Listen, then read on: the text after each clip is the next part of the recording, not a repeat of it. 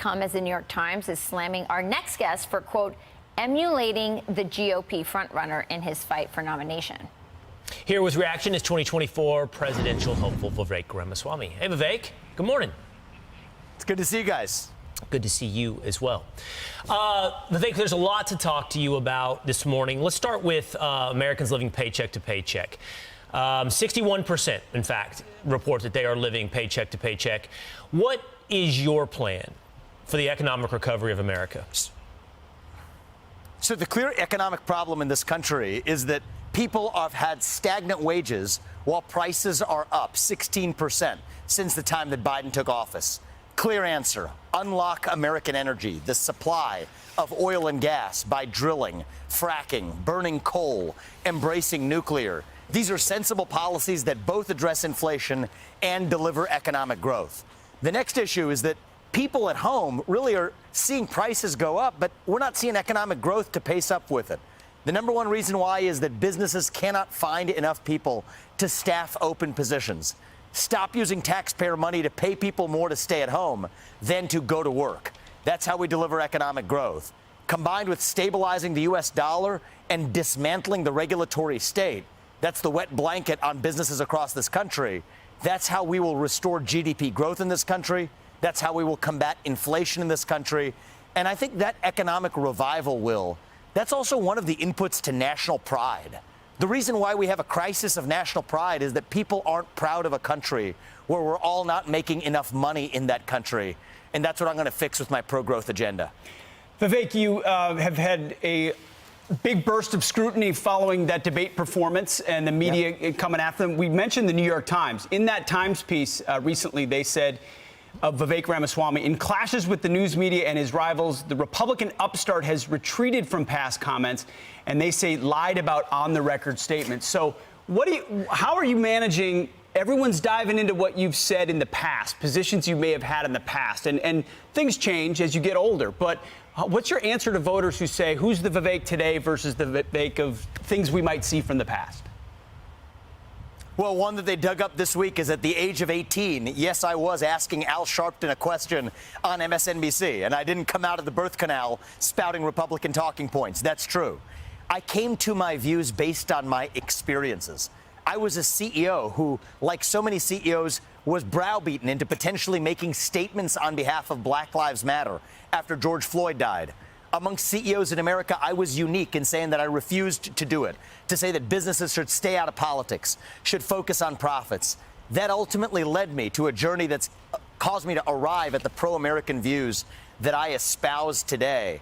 And that's why my convictions are deeper than a standard politician who will recite, let's say, the slogans provided in a binder by their super PAC.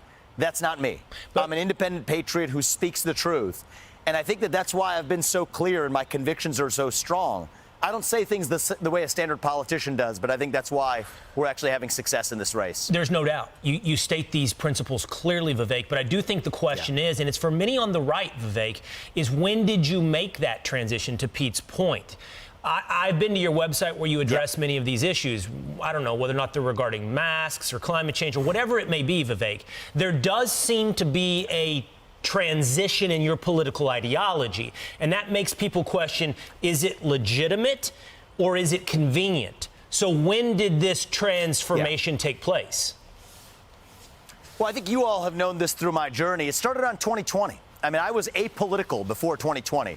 There were years, many people pointed out in much of my 20s, I didn't vote. That's accurate. I was disillusioned by partisan politics. I voted Libertarian in my first election, and I sat it out for McCain and Obama and even Romney and Obama. But I actually came to this in 2020 when, as I said, I was a biotech CEO. What we saw with the Black Lives Matter protests across this country, that was also the year that I brought my first son into this world. That's what gives me a deeper conviction. I don't think of myself as a standard political partisan. I think of myself as standing for this pro-American agenda. And when your experiences bring you to your views, you hold them that much more strongly. And over the last 3 years, there has been no more powerful advocate in this country against woke capitalism, against the toxic ESG agenda, and also somebody who's not just writing books about it, but doing something about it. I started a company called Strive, which is the leading competitor to BlackRock. So look to my actions, and that'll tell you where I'm at. Well, you wouldn't be the first Republican candidate for president who was a Democrat or not a Republican for many years before. So that would be Ronald Reagan and Donald Trump himself. So, but let me get to this, because you have said that nothing has made the GOP establishment or the big donors more dislike you and more not want to support you than your position on Ukraine. You've called for an immediate peace negotiations. You want that war to end. You don't think it's in our interest. I want to know why you think it makes the donors and the establishment so angry. And two, I want to know if you think we're being told the truth about what's happening on the ground in Ukraine, in that war. I think we're not. I do not think we're getting all of the facts. Even look at the reluctance to actually investigate how our money has been spent. We have zero transparency on where $200 billion of U.S. taxpayer dollars and resources have gone. I think that is shameful. So I can't speak for why the establishment is so attached to the idea of further engagement in Ukraine. But my top job as U.S. president when it comes to foreign policy is to assert American interests while keeping us out of World War III. The thing I worry about is we have no idea what Russia's red lines are right now. I worry, sleepwalking our way into major conflict with a nuclear power. That's a problem in this country right now. And I think while we should use those resources to protect our own southern border, I also worry that we're driving Russia further into China's arms. It's not 1980 anymore. The top threat we face is communist China, not Russia. We need to focus on getting Russia out of China's camp. And I worry that our further engagement in Ukraine is doing the exact opposite while increasing the risk of a conflict that I do not think that we should be in. And I'm the only candidate willing to say it. Well, you say things so well. I think that's why people are worried. Sometimes it just seems too good to be true. And I think that's why some people have come after you, including Chris Christie, who said you sounded like ChatGPT. But a lot of people are liking what you're saying. I think that's why you're seeing a lot of success and you're having a moment. And you're going to have to face that scrutiny. And we wish you luck. Yep. Thanks, Vivek. Appreciate it. Thank you, guys. Good seeing you. Good to see you. I'm Steve Ducey. I'm Brian Kilmeade. And I'm Ainsley Earhart. And click here to subscribe to the Fox News YouTube page to catch our hottest interviews and most compelling analysis.